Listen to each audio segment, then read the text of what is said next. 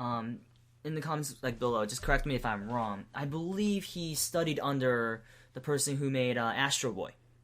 That sounds right. I think he did. Again, I don't profess to be an expert in anything, but that does, I think, sound correct. Right. And Astro Boy for me, or should I say my father watched that.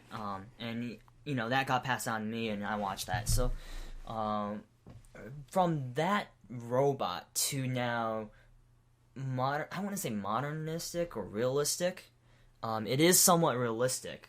Yes, the series of the original Gundam, Mobile Suit Gundam series, is where the real start, the real popular start at least, of the real robot genre started, where things actually possibly have a logical conclusion, rather than just, hey, this runs off of this energy because we say it does. Woo, good, let's go fight aliens. No, this is like, they actually try to take the time to explain a little more how these things work, and also that they are things that could conceivably happen in our lifetimes. I mean, always the intro was what was it? Universal Century 0079. The world population reached over 9 billion and people started living in space colonies, and then there's a big explosion. Yes. That's always always the start. And the year changes, and that's about it. Right. Different year, same happenings, because humanity's always stuck in that rut. And that's kind of the whole overarching theme of at least Universal Century. Yeah, humanity's stuck in that rut of just endless war. And as the Fallout series says, war never changes. And it's true. Right. Just because the technology changes, just because the factions change, doesn't mean that people aren't going to commit the same atrocities. They aren't going to try and save the same types of people over and over and over. And that's the whole point of Gundam, to show the whole war is hell kind of aspect. Like, I mean, going back on the Gundam series, Gundam is, again, you got a hero thing, but it's always piloted by a young teenager, usually 15. Typically a boy, too. A boy. I mean, I've seen female pilots. Oh, yeah, absolutely. It was Seed, wasn't it? No, it was Seed, it was Victory. There was, Zeta Gundam had some. But yeah, usually, like, the hero character is typically a guy. Right. And by guy, I mean young boy, because really, that's all they are. And, that's how this show was basically, back in the day, was more targeted towards younger people. Now, apparently it flopped. First time it aired, it flopped. Really? And what got bigger was the plastic models. The toys, right. Toys, and then the second era. Around the same time around dinner time. Right. How Japan does their meals, or let's say their broadcasting is. Okay. They usually do it during the 4 o'clock after school or after work, or between that 4 to 7 p.m. range, and that's sort of usually the Monday night cartoons, Tuesday night. For those people who follow those Japanese animation right now, it's usually there's a release date of Tuesday, it comes out on Tuesday, it comes out on Wednesday, or whatever. That's what the Japanese TV, I guess you can say, broadcasting channels or shows do. But that's how it blew up, the Gundam thing actually just blew up, as in yeah, it did. Because so many kids, when it first did, it was just what is this? This is off, this is not cool. And then the second generation of people watching it were wow, have you seen Gundam at this time? Yeah, that's cool. A little thing I found on our Gundam wiki or Wikia. Wikia, yeah. The old Wikia page. It's not just a wiki page. Oh no, it's a Wikia page. Apparently, Universal Century Gundam stands for General Purpose Utility Non-Discontinuity Augmentation Maneuvering Weapon. General Purpose Utility Non-Discontinuity Augmentation Maneuvering Weapon. What he said. Wow. It's interesting that they actually came up with an acronym for that, because I do know this for pretty much a fact. The name Gundam originally came just from the idea of, okay, what's something that is a weapon that does damage? A gun. Okay. What's something that's really tough and hard to destroy? A dam. All right. Gundam. There you go. That's where the name Gundam came from. And in the original series, it was pretty much indestructible. No matter what they threw at it, it took damage, but it didn't stop. Apparently, in the After Colony, it's called Genetic Universal Neutrally Different Aluminium Mobile Suit. Hold on. Let's see. Oh, After wow. Colony was That's Wing Gundam. Wing? I think so, yeah. Yeah, it was. Yeah. Yes. The genetic on universal neutrally different alloyanium mobile suit. That's just silly. I'm sorry. That is just wow. Guys who made Gundam Wing, come on. Come on now. That's just silly. I'm sorry. See, I think everyone knows about the Cosmic Era where Gundam Seed was. Everyone knows Gundam Seed, for better or for worse. Reusing everything. But, yes. I mean, I think the main character, Kira, the most, out of all the series, most crybaby character ever, I think. Yeah. I mean, he's pretty OP, though. Oh, yeah, of course. He's the main hero. He has to be OP. Until, Destiny and that kind of, changed flop characters, but that was... Yeah, we'll not talk about Destiny right now. I don't know enough about Destiny to really bash on it anyway. See, that's the thing for our listeners. I haven't actually seen that much Gundam. Mm-hmm. I know Gundam from the Super Robot Wars games. Mm-hmm. So a lot of my knowledge may be twisted because of all the inter-series interaction. Because for those of you that do not know, Super Robot Wars is a series of games released primarily in Japan. There's 3 or 4 games that came out in America. Where they take all these different giant robot animes and sometimes not so giant robot animes. Mm-hmm. Looking at you, Tekka Man. And they just take all the stories and they just smash them together in one huge conglomerate and make it work. And a lot of the time, the story gets completely changed for a lot of the major elements of a plot. Right. I know Destiny, they completely switched around in, what was it? Super Robot Wars Z for the PS2. Completely changed it. They basically said... Yeah, I'm pretty sure actually they had a falling out with the original designers of the series because they said, yeah, your plot pretty much sucked. So we're going to do this, and there's not really anything you can do about it.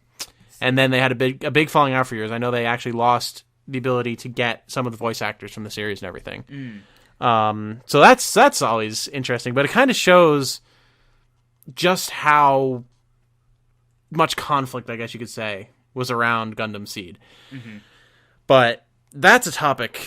We could talk about that for a while. So that's a topic I'm going to save for another day. Right. I mean, it's now hitting, 35 minutes? Yep, we are at the 35-minute mark on our I suppose you could say our maiden voyage of a podcast. Yes. Hopefully it will go better than the Titanic, and we will not crash and burn.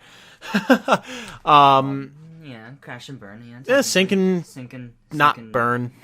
If you were burning underwater, that would be impressive, and Patrick Star would probably have to call you on it. Mm-hmm. SpongeBob references, woo! Again, I've never nerd. seen SpongeBob. You've never seen SpongeBob? I've never seen SpongeBob. How long have you lived in America? Approximately? Very long time. And you have... I'm baffled by this. You've never seen SpongeBob? No, because I never... Okay, Again, hold on. My childhood. I can accept certain things. Right. I can accept you not having seen Doctor Who. I can accept you not having played certain video games. Yes. But you've never seen SpongeBob. SpongeBob is not just American. We're going off on a tangent here, folks. I apologize, but this has to be done. SpongeBob is not just an American show. Mm-hmm. It's a worldwide phenomenon. It's a yellow talking sponge that lives underwater. Right. Oh, good. That seems like just another stupid cartoon. And yet it's still going from, I don't even know, 98? Here's the thing. 98, I stopped watching Nickelodeon, though. It was on Nickelodeon, I assume, right? Yes. Yeah. It was 98 or 99. 98, I stopped watching Nickelodeon. I went to Cartoon Network, because Cartoon Network back then had Toonami. This is true. What was that robot's name? Tom. Tom. I will always remember that because he shared my name. Haha. And I remember Johnny Quest. Oh, and right after that, it was either Sailor Moon, Johnny Quest, and then Gundam Wing, and I think they finished Dragon Ball Z. Yeah, they finished off with DBZ typically. DBZ was on there, and I remember Vegeta over 9,000. Oh, that meme. Mm-hmm. Yes, overly that's used, but yes, it is. That's one of the original memes, I think.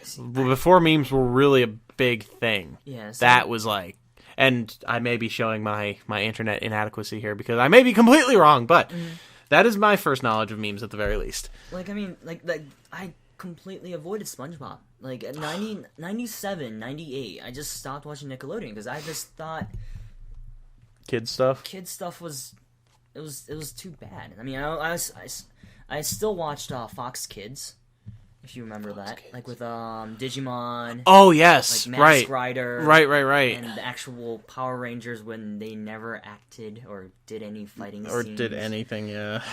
And back in the day, it was a little bit more racist. Just a little bit. Gundam. What was it? G Gundam was racist in the pot. Well, that's, I don't know. I feel like G Gundam was racist to everyone, though. So it's like, it didn't target anyone out that I can think of. It's been years since I've seen G Gundam, so don't quote me on this. But I feel like the only people who didn't get picked on were Japan itself. Because Domon was just kind of Domon. And just like, shining finger, everything, and then he wins. So right. I mean, no. The other thing was, in Japan, it was more serious. It wasn't comical. G Gundam was. G Gundam was really more serious. Really? Yeah. That's interesting. And we're going back on the Gundam topic. My well, bad again. it's no big deal.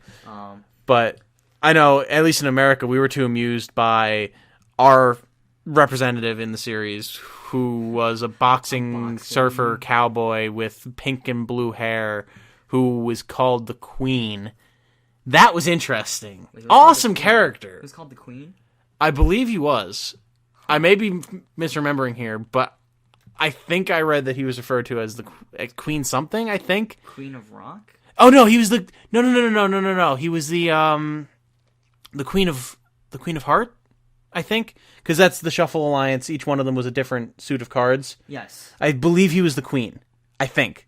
Again, that makes sense. Been years since I've seen the series, but I'm pretty sure he was the Queen. Okay. But we were too amused by this character who was throwing tornado punches that turned into fire and then started glowing gold, and then everyone was like, aha, he's a Super Saiyan, and then everyone turned gold, and God, we were confused. But that's interesting to hear that it was actually more serious in Japan. Mm-hmm. That's a little odd, but that's why I couldn't take it seriously when it came over here. Yeah, and it was goofier. It was goofy. I was like, no, I can't, no. You and your serious Japanese anime. No, you gotta make Gundam serious. I think that's what it is. I mean, comedy is, I think, fine, but then again, I don't really like comedy. And then there's Super Deformed Gundam. Oh God. Well, no, that's okay. That's okay, because without that, G Generation would not be G Generation. This is true. They do get that art style from there. Because SD Gundam is basically Super Deformed Gundam, yeah. And it's always on there. Now, this is true. What was that? The Gundam Patrol Cop thing? I remember watching that when I started watching Cartoon This Network. I do not remember. It's like the Gundam with, like, it was super deformed. Uh-huh. And literally it was a cop. It was like a police thing. Are you sure you're not thinking of Gao Gagar? No.